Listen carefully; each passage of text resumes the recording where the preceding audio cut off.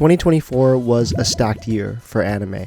I feel like every audience got something that tickled their pickle this year. The Skibbity generation got Shikanoko, the Slice of Life enjoyers got Grandpa and Grandma Are Young Again, Mr. Villain's Day Off, and Sound Euphonium Season 3. The Lonely and Single crowd got Hokkaido Girls, 2.5 Seduction, Alia, and Blue Box. The Parasocial crowd got VTuber Legend and a VTuber cameo in an actual show.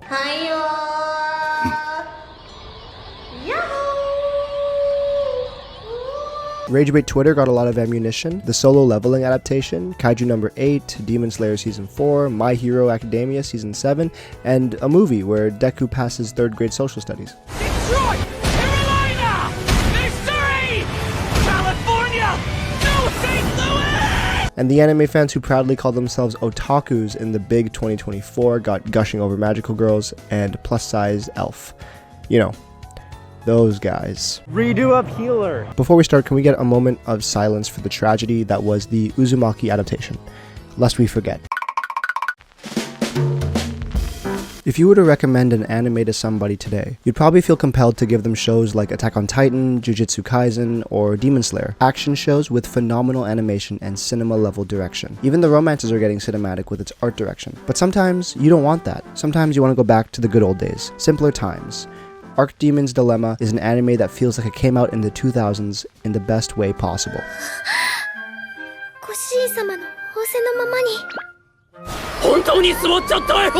The characters are more than likable, and the chemistry between them make the comedy and heartfelt moments hit even harder. I felt nostalgic watching this show every week.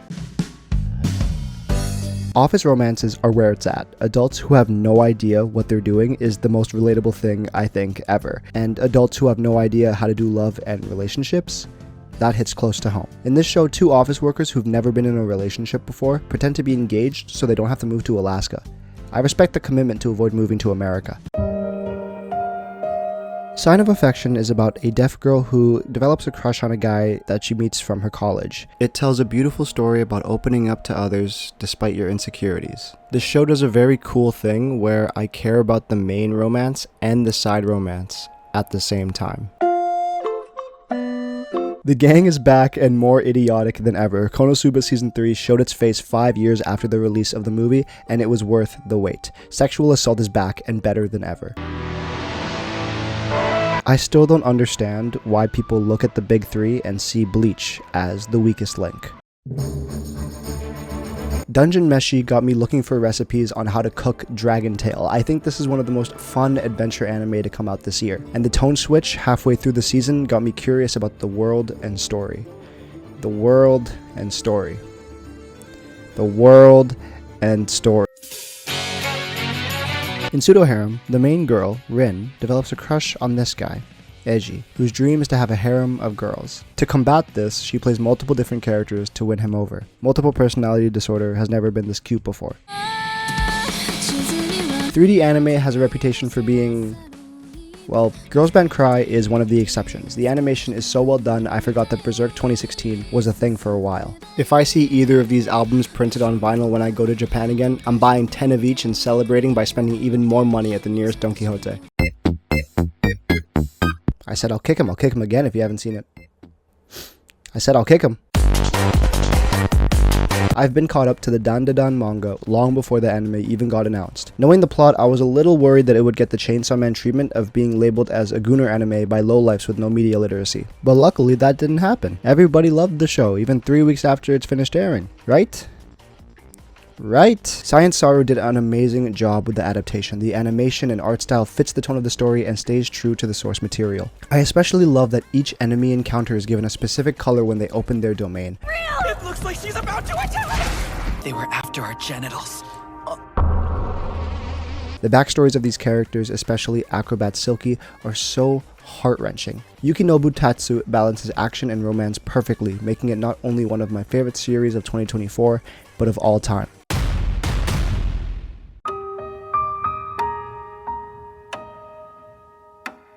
Every year, there's a show that is a cut above the rest. A show that had no business being as good as it is. A show that when it comes to an end, you feel hollow on the inside and yearn for more. That was too many losing heroines for me. Romance animes usually end when the relationship begins, and if we're lucky, we'll get a time skip of their marriage and kids. But what happened in between? Too Many Losing Heroines starts its story where most end, with the main protagonist choosing the girl he wants to be with and them getting together. But instead of putting the focus on them, we view it from the sidelines. Our actual main character is this guy, who befriends these girls who unfortunately all fall short in love. そうですよ。俺彼女いますし。俺彼女いますし。俺彼女いますし。少し考えさせてくれ。 Taking a familiar premise and viewing it through a new lens is what makes this show so unique and interesting. The first episode was absolute cinema, with animation that is so good, Twitter idiots who've seen 3 anime could compare it to Mappa. The rejections that play out in this show feel so different from others because we, as the audience, know the girl who's being rejected much more than the girl the guy chooses to be with.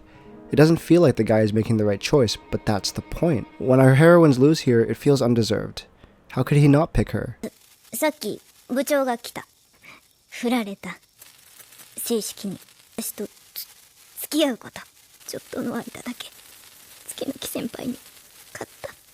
泣くからどこか行って。お願い。 But we don't know the relationships of the other characters well enough to make a justifiable judgment on whether or not it was the right choice. The cast is so lovable and the dynamics between them are a sight to behold. The opening is an absolute banger, but the ending songs are what truly shine. Each girl gets her own special ending that perfectly fits her personality and story arc. Too Many Losing Heroines is without a doubt my favorite show of 2024.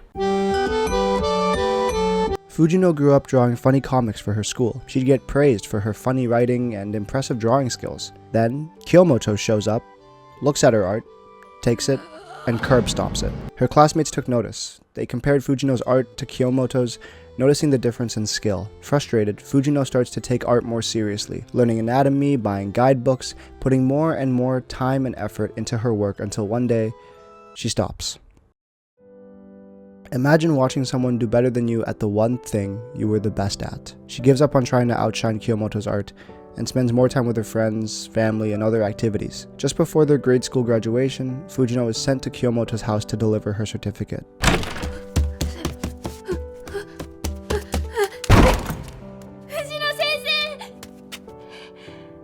For the first time, Fujino meets the person who made her quit art face to face, and she's interesting. Kyomoto tells Fujino how much she inspires her to draw. The person who crushed Fujino's motivation has her as a muse. This in turn also inspires Fujino to come back to her passion. Look Back is a love letter to art and the creative process. No matter what art form you partake in, painting, drawing, music composition, writing, singing, dancing, whatever it is, it's not worth it.